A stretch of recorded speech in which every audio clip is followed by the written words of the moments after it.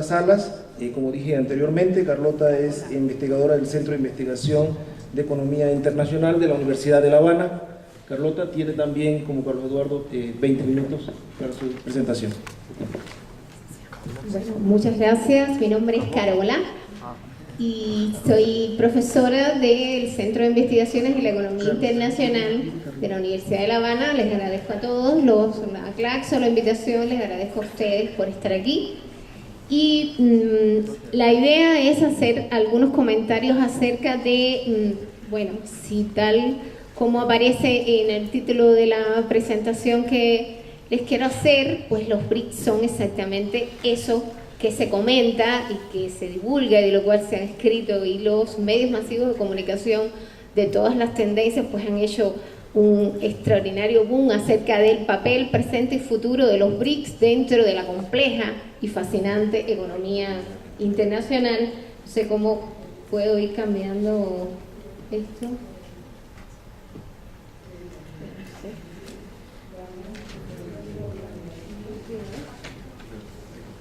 Acá, ya que bueno, a ver, ustedes tratan de seguirme a mí.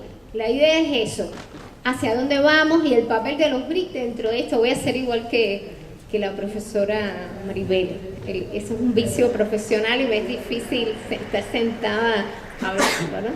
Es decir, ¿hacia dónde vamos? ¿Qué papel tienen los BRICS dentro de este complejo escenario internacional? Exactamente, estamos en presencia de un nuevo orden mundial, estamos en presencia siquiera de una nueva geografía económica mundial, estamos en presencia de un nuevo consenso global y estamos en presencia de una agenda alternativa, o estos países agrupados bajo estas siglas ofrecen exactamente esa agenda alternativa. En cualquier caso, siempre a mí me viene a la mente, recuerden ustedes cuando se le otorgó a Obama, recién reelecto presidente norteamericano, pues el premio Nobel de la Paz. Ustedes recuerdan que cuando menos se consensuó que estaba adelantado, que estaba apresurado.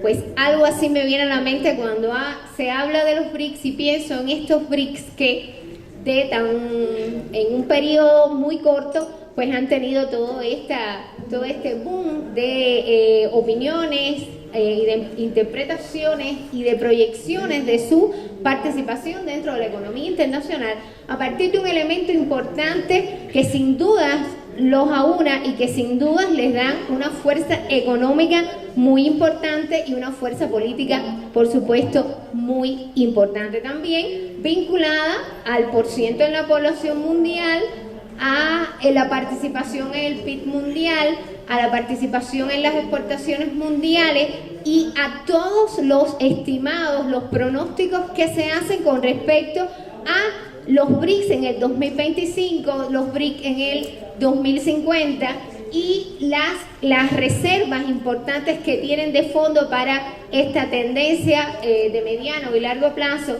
dentro de la economía internacional. ¿Qué se proyecta para los BRICS? ¿Cuáles son las proyecciones que los estudiosos de estos temas plantean con respecto a ellos? ¿Y cuál es la proporción de su participación dentro de la economía internacional con respecto a los países de el G7? Camínalo ya. ¿Ya? Bien, con respecto a su papel en la economía, está bien claro las potencialidades que cada uno de ellos como país tiene y las potencialidades que podrían derivarse de una participación, digamos, mancomunada de estas economías dentro del contexto internacional. La pregunta es si las condiciones objetivas existentes en esa economía internacional y las consideraciones y los condicionamientos políticos que se derivan de la interacción de estos países BRICS dentro de la economía internacional pudieran hacerla efectiva o no. Estos son estadísticas con respecto a los flujos bilaterales dentro de los países BRICS, es decir, el porciento básicamente por exportaciones e importaciones de los vínculos entre unos y otros, lo que quiere decir que todavía estas economías tienen al interior de ellos, al interior del grupo BRICS, pues un insuficiente nivel de relaciones, pues un suficiente, todavía escaso vínculo económico que podría, repito, o no, en función del desarrollo de una serie de acontecimientos que trascienden incluso el ámbito económico y tienen un marcado sesgo político, pues podrían llevar a uno u otro. La composición de esos flujos comerciales, mucho se ha estudiado también, hay una serie de estudios hechos con respecto a los principales productos que intercambian estos países, las relaciones de no complementariedad que tiene su comercio, la poca imbricación de esas relaciones comerciales y digamos las limitaciones desde el punto de vista de la cantidad de productos que interactúan en estos procesos. Hay además una serie de consideraciones que se derivan del tipo de productos que intervienen en las relaciones al interior de los BRIC y los BRIC con el resto de los países nuestros, de nuestros países. ¿Qué tipos de relaciones se establecen entre ellos? Y exactamente ese es un punto, pienso, importante. Las relaciones entre estos países y el resto de nuestros países. En ese sentido, habría que tener en cuenta que las relaciones básicamente de los BRIC con el resto de nuestros países se está dando por la vía de la inversión extranjera. Es básicamente por este flujo financiero que se están vinculando estas economías BRIC con nuestras economías. El carácter altamente polémico del proceso de inversión extranjera directa vale la pena retomarlo en este contexto. Es muy importante quién invierte, dónde invierte, en qué sectores invierte. Y a partir de ahí podríamos hacer una serie de consideraciones interesantes sobre la inversión extranjera china en América Latina y la vinculación de esta inversión con la llamada reprimarización de la economía latinoamericana, hasta qué punto es cuestionable o no, o si es por ahí, aprovechando la teoría de las ventajas de la dotación de factores, si es por ahí tal vez una vía, es una opción, o si es realmente una vuelta atrás o un retroceso para esta América Latina nuestra. Hay muchísimas interpretaciones que se podrían derivar de ahí, pero no solo eso, también los términos en que ese proceso de inversión está teniendo lugar. Es un proceso como correspondería a países que supuestamente deben imbricar sus relaciones sobre la base de la colaboración, o estamos hablando de una inversión típica, característica, como podría ser la inversión de Estados Unidos o la inversión europea o la inversión de cualquier otro país dentro de nuestros países. Habría que estudiar los destinos y las características de este proceso de inversión. China en América Latina, pero no solo en América Latina, también China en África. También habría que estudiar la composición sectorial y la tipicidad de estas inversiones, a partir de que los países BRIC se han convertido en los principales receptores de inversión extranjera dentro de los países subdesarrollados. En el caso de China, muy cerca, detrás de Estados Unidos como principal emisor y principal receptor de inversión extranjera directa mundial.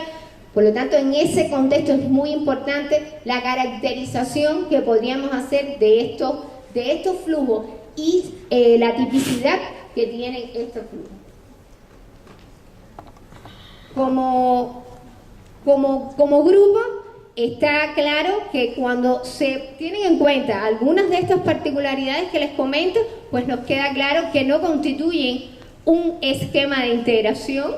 Es más, no pretenden, al menos no lo han declarado explícitamente, tácitamente, que pretendan un proceso de integración, simplemente hay una apuesta a una alternativa, a una, digamos, voz de estos países dentro de la economía internacional, dentro de la estructura de los organismos internacionales, poco de confrontación o de enfrentamiento, ya decía el profesor anterior, a los organismos financieros internacionales, a la estructura, a la propia estructura de Naciones Unidas.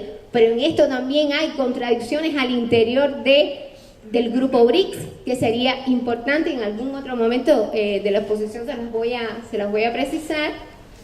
Sí, la ubicación de los BRICS en el contexto de la economía internacional pues también es complicada. ¿Dónde los ubicamos?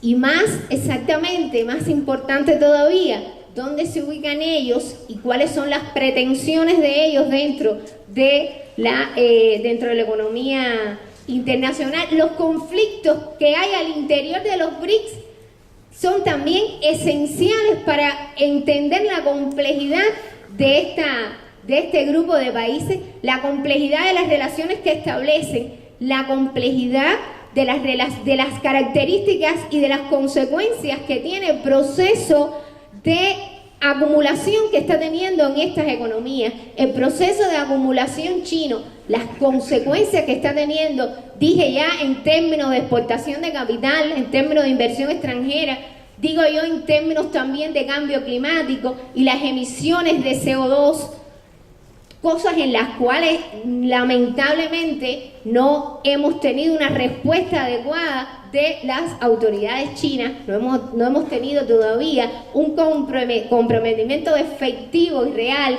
para la solución de estos problemas. Por lo tanto, constituye un gran desafío, no solamente desde el punto de vista teórico, sino práctico, también la proyección de los países BRIC dentro de la economía internacional a partir del desarrollo de sus propias contradicciones.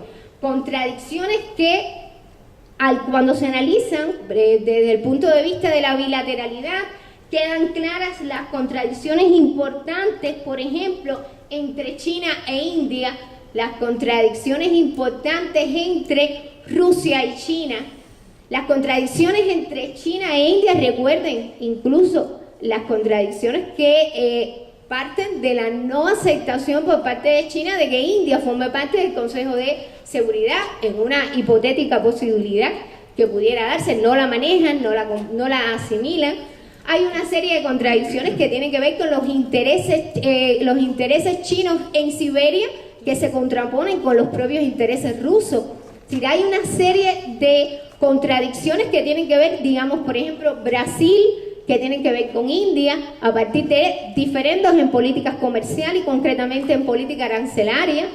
Tiene que ver, por ejemplo, con política monetaria y los problemas vinculados a la revaluación del yuan, donde hay planteamientos de algunos miembros de estos países BRIC que no se difieren en nada a los planteamientos del Fondo Monetario Internacional y los propios Estados Unidos en particular, a partir de la diferente situación, la crítica situación que se presenta en algunas balanzas comerciales por los déficits comerciales con China.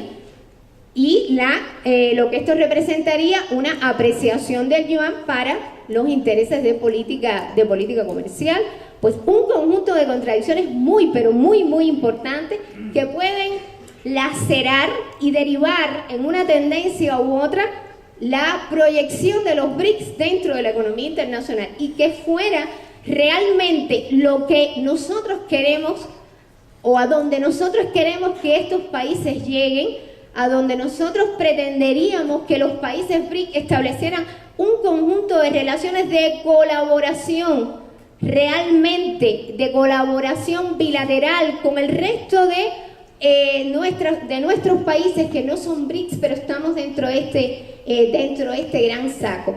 Por eso yo, para finalizar, les digo, como aparece ahí, demos, estimados colegas, a los BRICS el beneficio de una duda razonable. Muchas gracias.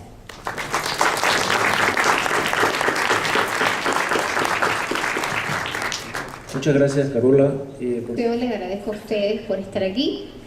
Y la idea es hacer algunos comentarios acerca de, bueno, si tal como aparece en el título de la presentación que les quiero hacer, pues los BRICS son exactamente eso que se comenta y que se divulga y de lo cual se ha escrito, y los medios masivos de comunicación de todas las tendencias pues han hecho un extraordinario. Salas, como dije anteriormente, Carlota es investigadora del Centro de Investigación de Economía Internacional de la Universidad de La Habana. Carlota tiene también, como Carlos Eduardo, 20 minutos para su presentación. Bueno, muchas gracias. Mi nombre es Carola y soy profesora del Centro de Investigaciones de la Economía Internacional de la Universidad de La Habana. Les agradezco a todos la Claxo, la invitación boom acerca del papel presente y futuro de los BRICS dentro de la compleja y fascinante economía internacional. No sé cómo puedo ir cambiando esto.